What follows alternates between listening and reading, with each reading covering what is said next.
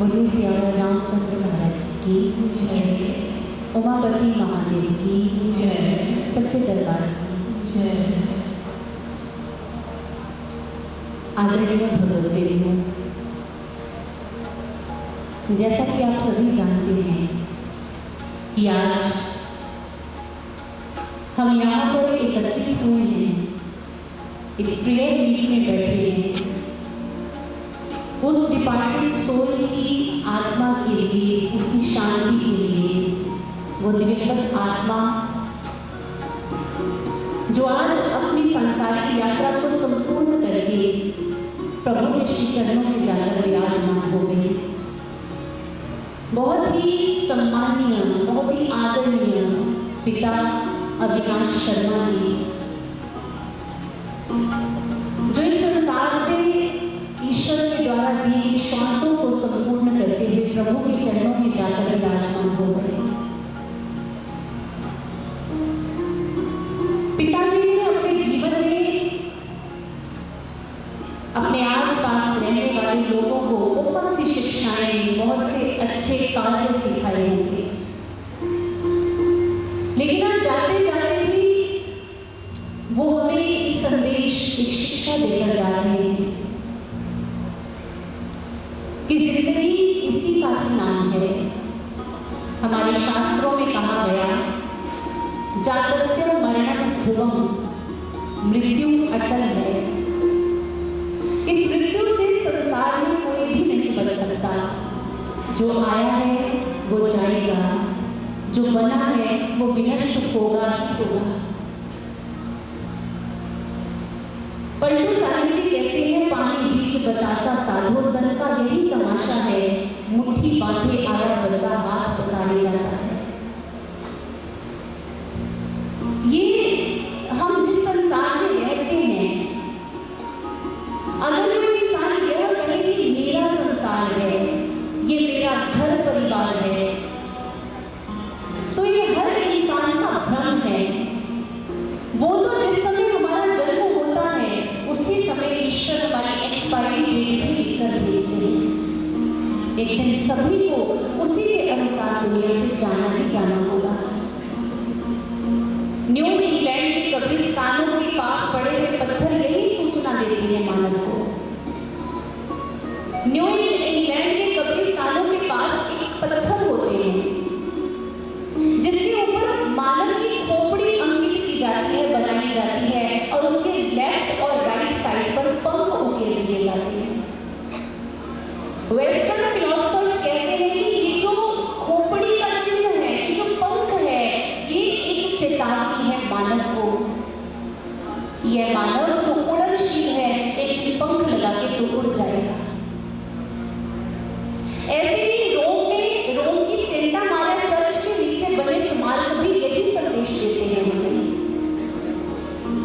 उस स्मारक के ऊपर भी मानव की खोपड़ियों के चिन्ह अंकित हैं और नीचे कुछ लाइन्स लिखी हुई हैं। वो कहते हैं, हम कल वही थे जो आज तुम हो, और कल तुम वही होंगे जो आज हम हैं। भाव, उस शमशान भूमि की यात्रा एक दिन सभी को करनी है। जाएंगे पर वापस नहीं आएंगे। हमारा कोई भी प्रयास, हमारे द्वारा कमाई हुई किसी भी प्रकार की पूंजी हमें बचा नहीं सकती। उस समय हम कह नहीं सकते कि कुछ रुपए ले लो और जीवन दे दो। हम सब कुछ खरीद सकते हैं, लेकिन एक जिंदगी नहीं खरीद सकते। यही इस संसार की सच्चाई है। कितना भी प्रयास कोई ना, चाहे कोई क्यों ना करे। आपको एक एग्जाम्पल देना चाहूंगी। आप लोगों ने नाम सुना होगा माइकल जैक्सन का, किंग ऑफ पॉप। जानते हैं उसको जीवन से कितना ज्यादा प्यार था, और जिंदगी बचाने के लिए उसने क्या क्या प्रयास किए। वो हमेशा अपने हाथों पर ग्लव्स और मुख पर मास्क लगाकर रखता था, ताकि कोई भी बाहर से कोई वायरस उसके अंदर जाके उसे बीमार न कर दे, उसकी मृत्यु ना हो जाए। इवन देन वो जहाँ सोता था वो भी ऑक्सीजन चैम्बर था, ताकि उसके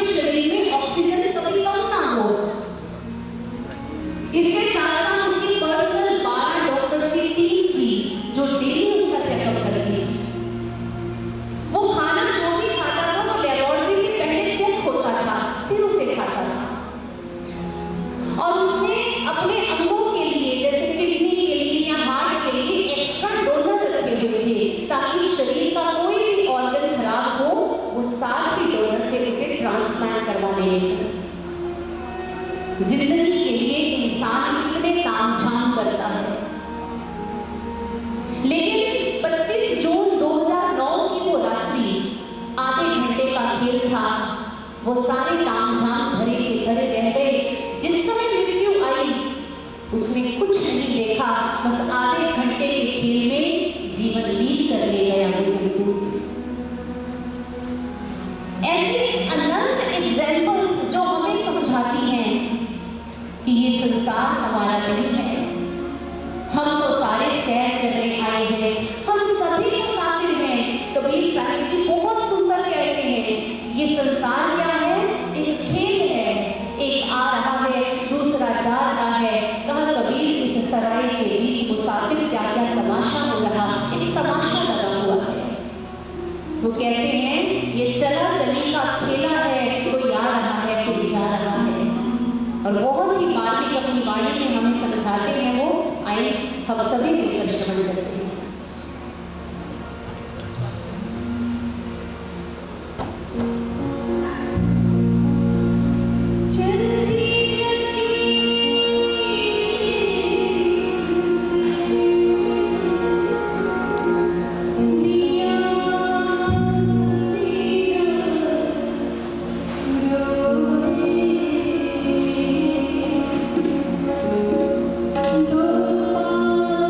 Bye.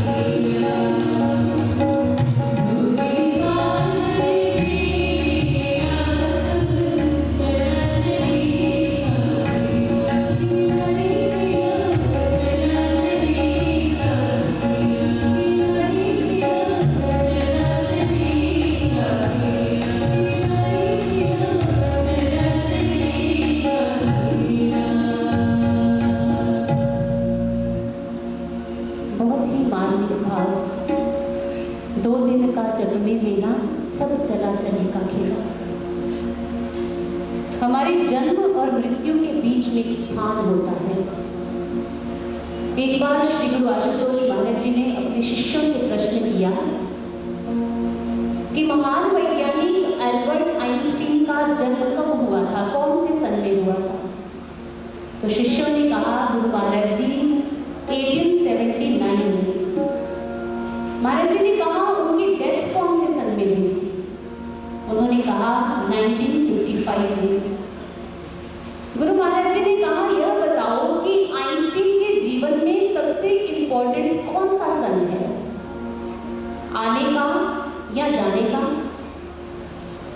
शिष्य भी कुछ सोच ही रहे थे कि गुरु महाराज जी ने स्वयं उत्तर देते हुए कहा किसी भी मानव के जीवन में ना तो आने का सन महत्व रखता है, ना ही जाने का साल महत्व रखता है।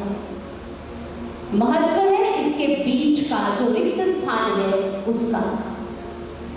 इंपॉर्टेंस इस बात की है कि मानव उस रिक्त स्थान को कैसे फिल करता है, कैसे भरता है।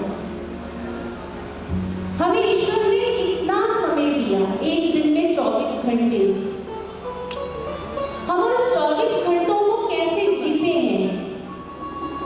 क्या केवल सांसारिक उपलब्धियां प्राप्त करके या अपने बारे में भी कुछ सोच के? स्वामी विवेकानंद जी से किसी ने प्रश्न किया what is the aim of human birth? Then Swami Vivekananda ji said human birth is a golden chance to attain God, to know thyself। एक सुनहरी मौका ईश्वर ने हमें दिया 84 लाख योनियों के बाद इस मानव तन का। किसके लिए? ताकि हम अपने जीवन का जो मेन मोटिव है, मेन लक्ष्य है, उसे हस्तगत कर पाए, उसे अचीव कर पाए। लेकिन कितने लोग हैं जो इसके लिए प्रयासरत हैं? आप जानते हैं इस संसार में जितने भी प्राणी हैं, अंडज, जेरज, उद्भुज, श्वेतज, जलचर, नभचर, थलचर, इन सभी में अगर कोई महान है तो वो केवल है ह्यूमन बीइंग, मानव। कारण क्या है? क्योंकि पशु रूप में पैदा होते हैं और पशु रूप में मर जाते हैं, दुनिया से चले जाते हैं। हाँ, कोई पशु पूजनीय हो सकता है, जैसे भगवान विष्णु का वाहन गरुड़, भगवान श्री गणेश जी का वाहन मूषक, इनकी हम पूजा भगवान के साथ करते हैं। लेकिन पशु के रूप में ही दुनिया से चला जाता है। मानव इतना महान क्यों है?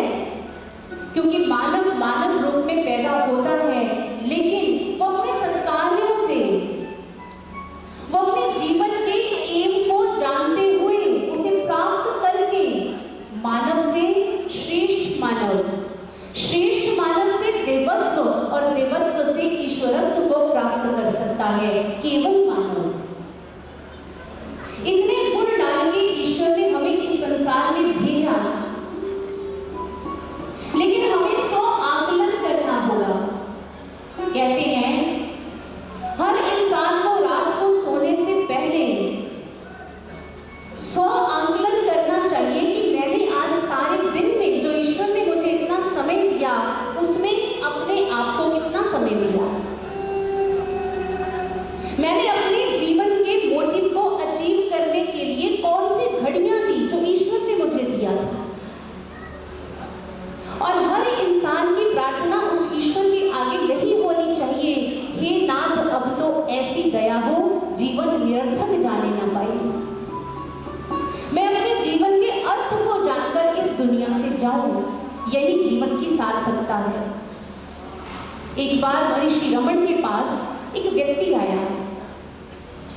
उन्होंने कहा महर्षि इस जीवन की सार्थकता क्या है, किसमें है? महर्षि ने कहा मैं तुम्हें बताऊंगा, लेकिन उससे पहले खाने के लिए जो पत्तलें पड़ी है ना, वो सारी उठा के डस्टबिन में फेंक दो। वो इंसान बहुत हैरान हुआ। उसने कहा इतनी मेहनत से पत्तलें बनती है, पहले एक पत्ता चूज करना पड़ता है, उसका चयन करना पड़ता है, फिर उसे साफ करना पड़ता है, फिर सीखें ढूंढनी पड़ती है उसे सिलने के लिए, फिर इतने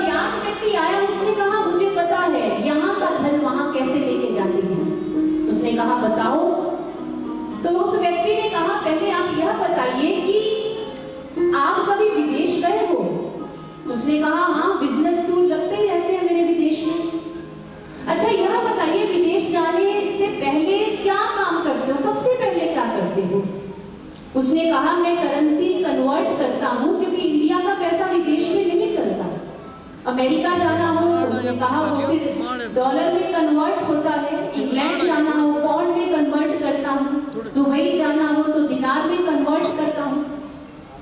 तो उस बिजनेसमैन ने कहा मैं ये नहीं पूछ रहा, तू मेरे बिजनेस ट्रिप के बारे में बता रहा है, मुझे ये बताओ मैं यहाँ का धन वहां कैसे लेके जा सकता हूँ। तो उसने कहा, व्यक्ति ने कहने लगे जैसे यहाँ का एक देश का धन दूसरे देश में नहीं जाता, ठीक यहाँ का धरती का पैसा उस ब्रह्मलोक में नहीं जाता। इस करेंसी को भी कन्वर्ट करना पड़ता है।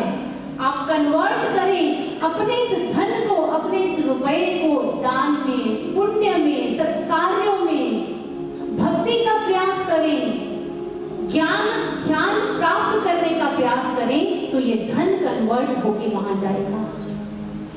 आज ऐसा ही धन कन्वर्ट किया, बहुत प्रयास किया, वो जो आज हमारे बीच में नहीं है, ईश्वर के श्री चरणों में जाकर विराजमान हो गए पिता अश्विनी शर्मा जी, जिन्होंने अपने जीवन में बहुत बड़े बड़े मुकामों को हासिल किया।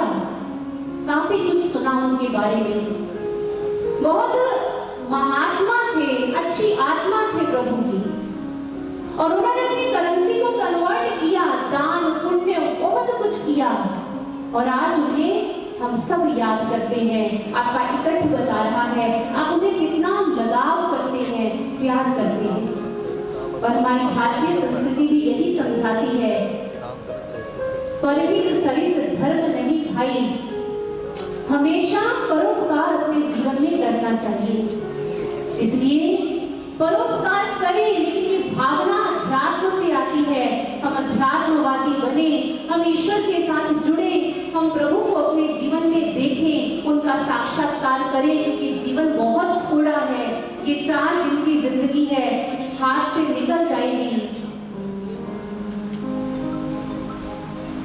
ये 4 दिन की जिंदगी है, हाथ से निकल जाएगी। इसलिए जो हमारे घट में वो ईश्वर विद्यमान है, उसका दर्शन करें, ये हमारे जीवन का लक्ष्य है, इसे अचीव करें। इसलिए किसी पूर्ण सद्गुरु के श्री चरणों में जाकर हम उस ज्ञान के माध्यम से अपनी थर्ड आई को एक्टिवेट करें, भीतर उतरें। और किसी ने बहुत अच्छा कहा कि अर्थी तो सभी की उठनी है एक दिन, लेकिन अर्थी उठने से पहले पहले जीवन के अर्थ को जान लो।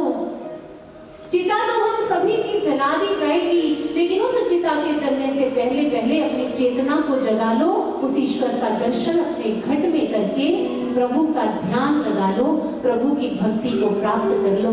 यही मानव जीवन का लक्ष्य है। इसलिए अंत में यही कहेंगे, उठ जाग मुसाफिर भोर ढल। ये जाने वाली जो दिवंगत आत्मा है, पिता स्वर्गीय श्री अविनाश शर्मा जी, ये दिवंगत आत्मा का यही संदेश है। ये शोक सभा इसीलिए ज्ञान सभा बनी। स्वर्गीय अविनाश शर्मा जी हमें ये बता के जा रहे हैं कि एक दिन सभी ने इसी राह पर आना है, उससे पहले समय कम है हमारे पास, उठे जागे और जीवन के अर्थ को प्राप्त करें। और दिव्य ज्योति जागृति संस्थान आज शर्मा परिवार के दुख के साथ अपना दुख साझा करने के लिए, उनका दुख बांटने के लिए आई है। हम श्रद्धांजलि देते हैं और प्रार्थना करते हैं पिताजी के लिए कि उनकी दिवंगत आत्मा को परमात्मा अपने श्री चरणों में स्थान दे। और साथ ही साथ दिव्य ज्योति जागृति संस्थान ने जो आपको ये जागृति का संदेश दिया है, ये संदेश लगभग हर कार्यक्रम में दिव्य ज्योति जागृति संस्थान की ओर से न केवल ऐसी शोक सभाएं, बल्कि महामाई की चौकी, महामाई का जागरण, श्रीमद् भागवत कथा, श्रीमद् राम कथा, शिव कथा, श्री कृष्ण कथा, सुंदरकांड का पाठ या घर घर में कीर्तन इत्यादि, हर किसी के पीछे संदेश एक ही है कि हम ईश्वर का साक्षात्कार करें, हम जागें। और दिव्य ज्योति जागृति संस्थान के बारे में ज्यादा जानना चाहते हैं तो आप एक ऐप डाउनलोड कर सकते हैं, DJJS। आप उसे डाउनलोड करके दिव्य ज्योति जागृति संस्थान के बारे में, इसकी बहुत सी ब्रांचेस हैं, न केवल भारत में बल्कि ऑल ओवर वर्ल्ड में आश्रम है। और यहाँ जालंधर में जो आश्रम है वो है master Mota Singh Nagar, house number 398। कभी किसी ने विजिट करनी हो, आना हो, और साथ ही हेड ऑफिस है पीतमपुरा दिल्ली में, और इसके साथ रीजनल ऑफिस है नूर महल में नकोदर रोड पर। आपने कभी विजिट करनी हो, आना हो, या ईश्वर आत्मा परमात्मा के बारे में कोई भी आपका प्रश्न हो, आप उसे सॉल्व कर सकते हैं, पूछ सकते हैं। और दिव्य ज्योति जागृति संस्थान आज इस शर्मा परिवार के दुख में सम्मिलित होने के लिए आई है। पिताजी कितने प्रिय थे, वो कितना ज्यादा सभी का सम्मान करते थे, प्रेम करते थे, ये आपकी गैदरिंग, आपकी गिनती बता रही है। बस परमात्मा के आगे इस परिवार के लिए पिताजी जो अपने पीछे अपने बेटे नितिन शर्मा जी और कुशल शर्मा जी और माँ अरुण शर्मा जी जो सारा परिवार छोड़कर गए हैं, उनके लिए यही प्रार्थना करते हैं कि प्रभु इस दुख से उभरने की शक्ति देना और उस दिवंगत आत्मा को अपने श्री चरणों में स्थान देना। तो आइए अंत में हम सभी अपने हाथ जोड़कर दोनों पिताजी की आत्मा की शांति हेतु शांति मंत्र का जाप करेंगे। पहले 3 बार ओम का उच्चारण होगा, फिर शांति मंत्र के गायन के साथ हम इस कार्यक्रम को, इस प्रवचनों को यही विराम देंगे।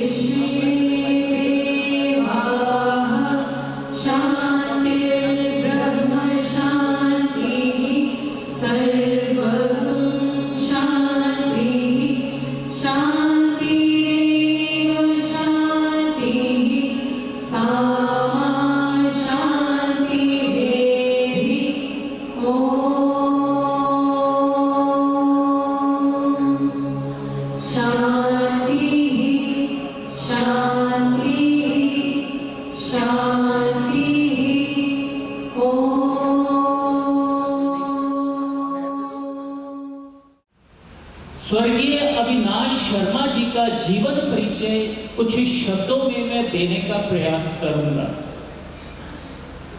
स्वर्गीय अविनाश शर्मा जी का जो जीवन था उसका अंदाजा कुछ ऐसा था कि आज भी लोगों को यकीन नहीं हो रहा है कि वे एकाएक सभी को अलविदा कह गए हैं।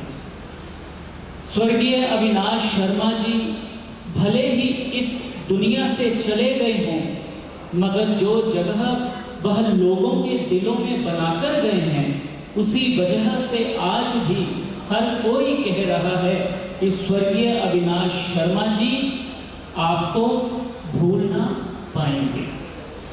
क्रांति वाटर मीटर के नाम से क्रांति लाने वाले स्वर्गीय देशराज शर्मा जी के सुपुत्र सुभाष शर्मा जी, स्वर्गीय अविनाश शर्मा जी, अशोक शर्मा ने क्रांति वाटर मीटर की स्थापना कर देश भर में वाटर मीटर की क्रांति लाई। शहर के सबसे पुराने शर्मा परिवार के हीरे अविनाश शर्मा जी ने जिस भी औद्योगिक जगत में कार्य किया उन सब में वे सफल रहे। जैसे कि water meter, steel forge, pipe fitting में सबसे ज्यादा नाम कमाया। 3 अक्टूबर 1954 को जगाधरी हरियाणा में जन्मे अविनाश शर्मा जी ने स्वर्गीय देशराज शर्मा जी के घर में जन्म लिया एवं उनका पालन पोषण प्रीतनगर सोडर रोड में हुआ। उन्होंने Lapu Ram Duaba senior secondary school Duaba Chowk से शिक्षा ग्रहण कर दुआबा कॉलेज से ही शिक्षा का ज्ञान लेकर इंजीनियरिंग की डिग्री हासिल की और शर्मा परिवार का नाम रोशन किया। स्वर्गीय अविनाश शर्मा जी 9 बहन भाइयों के प्यारे और दुलारे थे। उन्होंने जिस स्कूल में शिक्षा ग्रहण की उसी स्कूल की प्रबंधक कमेटी के अध्यक्ष भी रहे। सामाजिक, धार्मिक एवं औद्योगिक जगत से तन मन से जुड़े थे। अविनाश शर्मा जी का 1981 में अमृतसर के स्वर्गीय कपिल देव शर्मा परिवार की बेटी अरुण शर्मा के साथ विवाह हुआ, जिसके बाद परिवार में 2 होनहार बच्चे नीतीश शर्मा एवं कुशल शर्मा का जन्म हुआ। बच्चों की शिक्षा और परवरिश के साथ साथ उन्होंने अपनी जिम्मेदारी का निर्वाह करते हुए दोनों बेटों की शादी की और फिर बीएम वाटर मीटर व बीएम मीटर प्राइवेट लिमिटेड नाम की इंडस्ट्री लगाकर अपने बच्चों को सेट किया। एवं स्वर्गीय अविनाश शर्मा जी दिव्यांगों को अंग लगाना, व्हीलचेयर देना, जरूरतमंद परिवार की बेटियों की शादी करवाना एवं उनके बच्चों को अच्छी शिक्षा देने के लिए निःशुल्क पढ़ाते रहे हैं। उनकी सारी जो खर्च होता था वह खुद निर्वाह करते रहे हैं। अविनाश शर्मा जी कारखाने के कर्मचारियों के साथ उनका रिश्ता मालिक और कर्मचारी जैसा नहीं था, बल्कि परिवार के एक सदस्य जैसा था। कर्मचारी भी उन्हें अपना मालिक ना समझकर परिवार का मुखिया समझते थे और जहां तक अपने परिवार के दुख दर्द को भी कर्मचारी अविनाश शर्मा जी से साझा करते थे। उद्योग जगत की बात करें तो कोई भी उद्योगपति ऐसा नहीं होगा जो स्वर्गीय अविनाश शर्मा जी के पास कुछ पल बैठने के बाद जल्दी जाने की भी सोच सकता हो। स्वर्गीय Avinash Sharma ji rotary club Jalandhar east, सनातन धर्म मंदिर, प्रीत नगर सोधल रोड, डीएवी ग्रुप के साथ तन मन धन से पिछले लंबे समय से जुड़े हुए थे। देश में चल रहे पोलियो के दौरान उन्होंने पोलियो की दवाइयों को भी बहुत वितरित किया ताकि पोलियो की समस्या को जड़ से उखाड़ा जा सके और इस अभियान में अपना अहम योगदान दिया। स्वर्गीय अविनाश शर्मा जी का यही लक्ष्य रहा है कि समाज को अपना परिवार समझा जाए और मैं व्यक्तिगत रूप से भी उनसे काफी समय पहले और इस दौरान मिल चुका हूं। अपने दर्द को बखूबी निभाना जानते थे और चाहे वो आज भौतिक शरीर से हमारे बीच में विद्यमान नहीं है, लेकिन उनकी यादें हमेशा इस समाज के दिलों की धड़कनों में धड़कती रहेंगी और जो पीछे वे अपना परिवार हंसता खेलता एक फुलवाड़ी छोड़कर गए हैं, नितिन जी, कुशल जी, बाकी सारा परिवार, और मैं यह जरूर कहूँगा कि अब बहुत सारी जिम्मेदारी इन दोनों भाइयों के ऊपर है, इस परिवार के ऊपर है। तो ये दोनों भाई संगठित होकर मेल जोल के साथ अपनी पारिवारिक जिम्मेदारियों का निर्वहन करते हुए आगे के जीवन का निर्वाह करेंगे और जिस प्रकार पिताजी ने समाज की, देश की सेवा की है, यह उसी सेवा भाव से अपने पिताजी के नक्शे कदम पर सदैव चलते रहेंगे। बहुत सारे शोक प्रस्ताव हमें प्राप्त हुए हैं, समय की चाल के साथ हम सभी चल रहे हैं और मैं उनके नाम लूंगा। सभी ने प्रयास किया है कि अपनी भावभीनी श्रद्धांजलि उस पुण्य आत्मा को अर्पित की जा सके। श्री राधा कृष्ण विश्व शांति चैरिटेबल सोसाइटी जालंधर,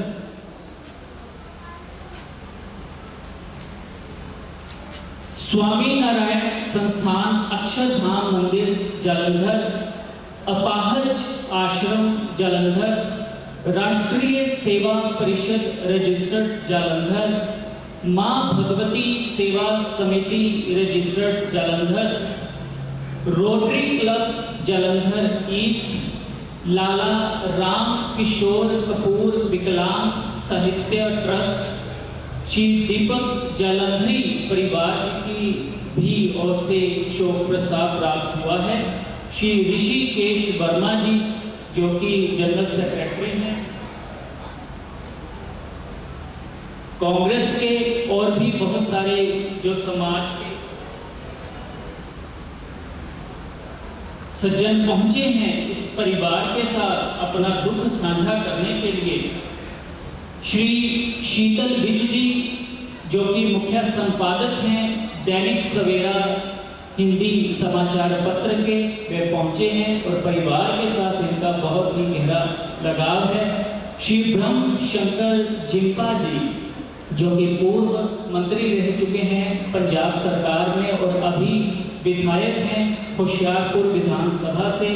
श्री रमन अरोड़ा जी विधायक जालंधर केंद्रीय, श्री सोनू सेठी जी सेठी ढाबा जीरकपुर से समाज सेवक, श्री चंदन ग्रेवाल जी चेयरमैन पंजाब गवर्नमेंट, श्री तरसेम कपूर जी चेयरमैन अपाहिज आश्रम, श्री दीपक शारदा जी पूर्व पार्षद, श्री दिनेश शर्मा जी रोटरी क्लब एवं श्री लक्ष्मी नारायण मंदिर, श्री पंकज गुप्ता जी यूएई से, Shri Manish Gupta ji सालशन group, Shri Raman Sharma ji MTM group, Shri Rajesh Vij जी जनरल सेक्रेटरी हैं श्री देवी तालाब मंदिर प्रबंधक कमेटी के, श्री अमित तनेजा जी बीजेपी लीडर, श्रीमती राजविंदर कौर थ्यारा जी आप लीडर, श्री संदीप शर्मा जी दैनिक सवेरा ग्रुप से, श्री संदीप जीत पतीला जी प्रसिद्ध हास्य कलाकार, हार्दिक जी वीजा कैंपस से, शैलेंद्र कालिया सोनू जी, डॉक्टर बीडी शर्मा जी, मनीष विज जी बीजेपी लीडर, जोगिंद्र पाल शर्मा जी आप लीडर, टिंकू ढींगरा जी, मोविन मोहम्मद जी, नवीन शर्मा जी, जॉय मलिक जी। एक और शोक प्रस्ताव प्राप्त हुआ है Jalandhar industrial focal point extension association का। श्री जीवन शर्मा जी, अमर जी सैनी जी होशियारपुर से, Shri Prannath Bhalla ji DRP group, Shri Kanth Jaj AAP leader, Shri Naresh Saigal ji, Shri Kanhaiya Saigal ji, Shri Mangat Rai Sharma ji, Shri Narendra Sagu ji focal point industry, Shri Krishandev Bhandari ji पूर्व संसदीय सचिव Punjab, Shri Swapan Sharma ji police commissioner Jalandhar, Shri Naresh Dogra ji SP, Shri Virender Sachdeva ji chartered accountant, Shri Kulwant Sharma ji, Shri Sushil Sharma ji जिला अध्यक्ष भाजपा जालंधर, श्री अशोक सरीन हिक्की जी जनरल सेक्रेटरी भाजपा जिला जालंधर, श्री भगवंत प्रभाकर जी और नरेश जी। शर्मा गोल्डन ट्रांसपोर्ट कंपनी से भी शोक प्रस्ताव प्राप्त हुआ है। तो समय के चाल से चलते हुए श्री बलराम कपूर जी जेएमपी फोकल पॉइंट से और आप सभी का जो कदम कदम आप चलकर यहाँ पर आए हैं, परिवार के साथ आपने दुख साझा किया है, उनको हौसला दिया है, इन बच्चों को आशीर्वाद देकर जाइएगा ताकि यह अपने आगे की जो जीवन की पारी है उसे बखूबी ढंग से निभा पाए। मैं आग्रह करूंगा मंच पर विराजित आदरणीय पंडित जी से कि वे आगे के कार्यक्रम को हम सभी के समक्ष रखें और जो आगे की रस्म पगड़ी की क्रिया है उसका विधिवत निर्वाह करें और श्री गरुड़ पुराण जी का भोग डालें। बहुत बहुत सभी का धन्यवाद। और सभी के लिए प्रसाद रूप में लंगर की व्यवस्था की गई है। कोई भी परिवार बिना लंगर ग्रहण किए वापस ना जाए, तो सभी ने प्रसाद रूप में तैयार लंगर ग्रहण करके ही